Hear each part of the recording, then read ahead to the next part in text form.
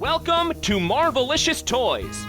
We bring you news and reviews of Marvel toys, statues, and more. Because not all Marvel collections can be bagged and boarded. They're not just toys, they're Marvelicious. So what's our first figure? First figure is Wolverine. So this is more of a brown on brown Wolverine, whereas we've had some of the more bright yellows recently in the Legends with the last wave and such. Yeah, Wolverine in his yellow and blue outfits and stuff like that. But you're right, this is more of the mustardy yellow and classic brown look with the bigger winged mask. I saw somebody who customized this into a D-Man and it was perfect. Oh, nice. Because of the big wings. Yep, all you really need is that D on the chest. And That's you're all good they to go. need. I think he's pretty cool. I like the brown and mustard yellow Wolverine. I think it's a nice, I don't know, it feels kind of, not old-fashioned, that's not the word. Maybe vintage is a better word for it. I like the colors of it, it works. I really love his winged boots on this. Yeah, they're as big as his head. They are badass boots. I wish they would have done something different with the claws because the middle claws on ours are kind of wonky. Yeah, they're bent where it looks like a fork that's had too much use. One of them has crossed tines and the other has just a big gap tine. It's like David Letterman's teeth. Oh, yeah. I feel like you could fix that, though. I think they're just kind of pegged in there, but I don't want to pull too hard to find out. Oh, no, yeah, they are. They're pegged from the top. Oh, so they don't go in and out like the previous figure we had. They actually are hinged vertically? Yeah, to a degree. You're right. So I just had to adjust it a little bit. I thought that it was just bent plastics. Nope, looks like that's fixable to a certain point.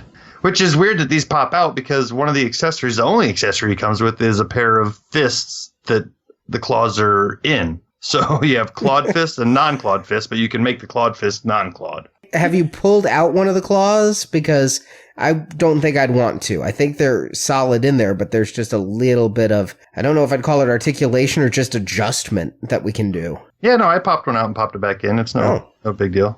I mean, there is a little bit of a hole at the top of his knuckle, so I can see that being a little bit of an aesthetic issue for some collectors, but... Yeah, where do you think the claws come from? Yeah, exactly.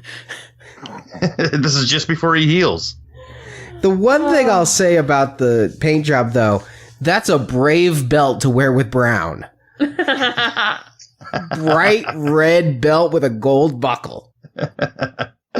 Yeah, that doesn't seem like a team mandated uniform type of thing. I think that's just, Wolverine picking his own panache there, He's always got to be the different guy. I did Google it, and there are quite a few images of him. This was the belt he wore, and sometimes it did have an X buckle, which would tie it in more, but other times it did just have the standard, I bought it at Walmart buckle.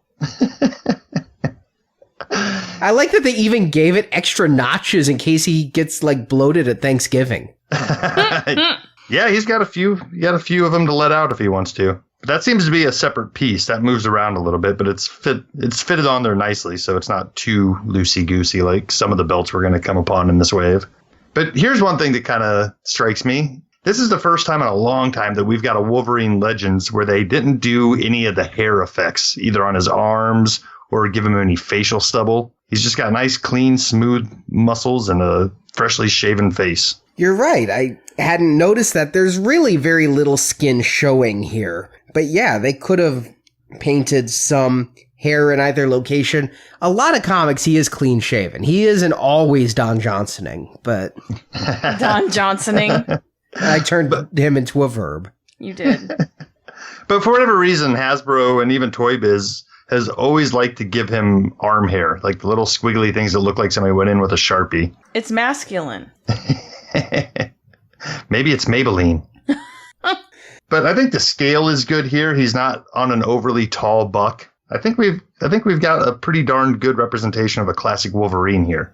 Yeah, and the posability is really good with him. I can do a lot of dynamic clawing poses, and with the removable blades, you don't have to do what I did with our last Wolverine, where I bought an extra one just so I could break off two of the blades and have him given the finger. Yeah, now you can just pop them off and make that joke all you want. And he comes with Juggernaut head. Yes. Now, you're the customizer here, but I have seen something very cool going on, and you tell me how hard this would be to do. People have taken that rhino head with the open mouth, and they've replaced the head under the mask, so you have a Juggernaut with his mouth open wide and screaming. Oh, yeah, that's kind of a cool idea. And it works. Nice. Well, I'm messing around with this here, and I mean, this is 2 pieces, obviously. The head is a separate piece from the helmet, but that head is glued in there, and I don't want to pull mine out to a point to find out how well it's glued. But I'm guessing there'd be some Dremel and cut work if you were to try to do that. Yeah, I have my rhino right here. You'd have to really cut his head apart. I mean, that's all one piece with the horns.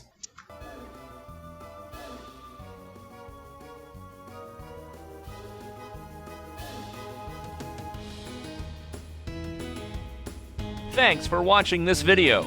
You can see full episodes of Marvelicious Toys with more collecting news and reviews at marvelicioustoys.com. We also have thousands of toy and collectible photos in our photo gallery. If you enjoyed this video, please subscribe to our YouTube channel. Until next time, make mine Marvelicious.